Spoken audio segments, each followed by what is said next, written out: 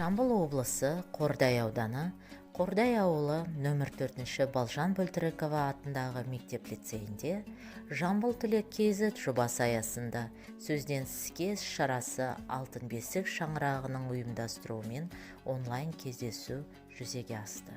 Шаңырақ қауымдастығы мектебіміздің 2008 жылғы түлегі Рахимова Айнура Қайратқызымен онлайн кездесу ұйымдастырды.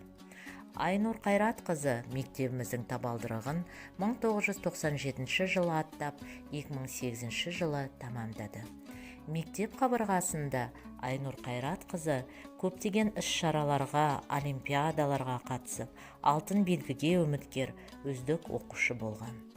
2008 жылы Әл-Фараби атындағы Қазақ ұлттық университетінің химия факультетіне грантқа түсіп, аталған университетті 2012 жылы қызыл дипломмен аяқтады.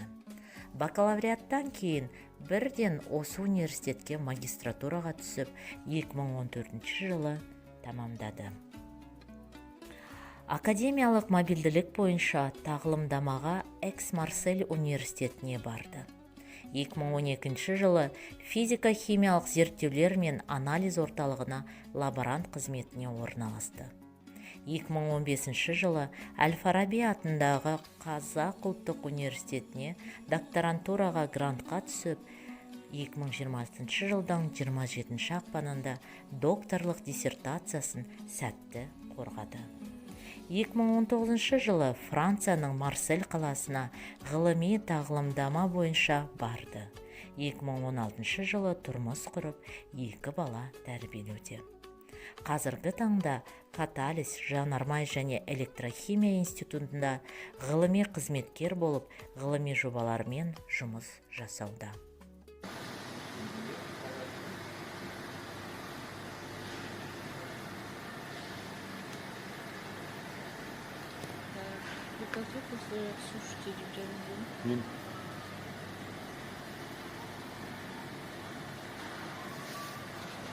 So for example, for you it's going to be like this. Because it's cathode material, we have to use aluminum foil. So I clean the aluminum foil, I put it. This is the mix of the cathode material, this carbon, and this PVDF. I mix everything in a solvent. Then I use a Dr. Black.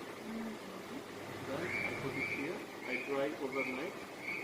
And now I have put in it places.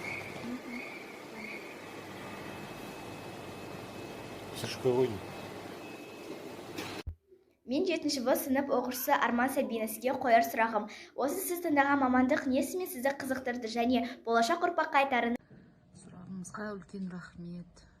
Менің осы мамандыққа келуімнің бірден бір себебі ол мектепте химия пәнін өте жақсы көріп оқығанмын.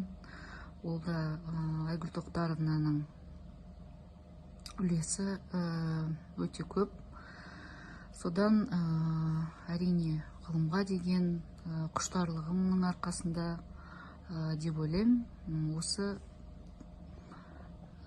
мамандыққа келген себебім осы. Болашақ ұрпаққа айтарым, әрине химия пәні өте қызықты және жан-жақты. Сондықтан да егер де таңдайтын болсаңыздар, қазіргі кезде ғылымға деген құлшыныс, мысалы ғылымды дамыту жағынан мемлекет тарапынан да өте көп іс-шаралар жүргізіледі.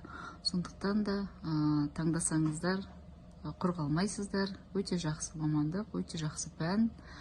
Және де менің әлі білуімше Айгүл Тоқтаровна сіздерді мектепте әлі де сол осы біздің мектебімізде білім беруін жалғастыруда екен. Сол, рахмет сұрағыңызға.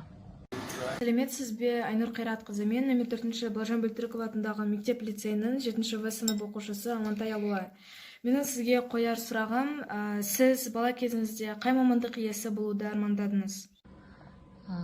Әрине, бала кезде барлығы әртүрлі мамандық иесі болғысы келеді, жан жағына қарап, сол адамдардың қандай мамандық иесі екенін анықтап, солар сияқты болғысы келеді. Әрине, балалық шақта мысалы барлығы юрист, экономист болғысы келетін сияқты. Мен де өзімнің бала кезімде экономист болғым келген.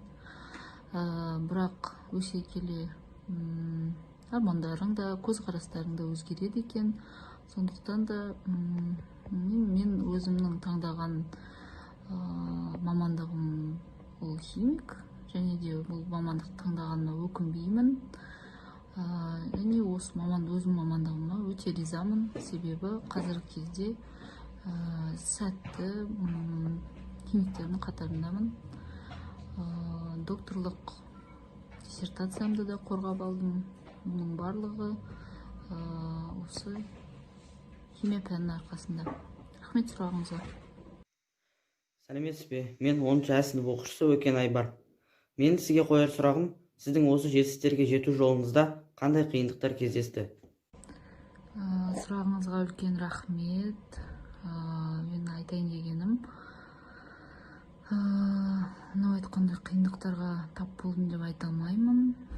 Тек оқудың басталған кезде бакалавр болсын, магистратура болсын, барлық жерде жаңа жүйе, жаңа адамдар дегендей, жаңа орта, соған бейімделу сәл қиын болды. Және де докторантураға түскен кезде менің өзім отбасым болды. Ол кезде отбасымды құрдым. Сол кезде докторлық диссертацияны жазу және де жұмысты, диссертациялық жұмысты және де балаларды, отбасымды бірге алып жүру қиындық болды.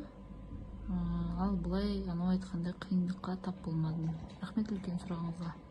Мектебіміздің алтын ұя шаңырағының ұйымдастырылуымен сөзден іске атты онлайн іс-шарасына рахметімді білдіре отырып, болашақ ұрпаққа тілегімді айтып кеткім келеді.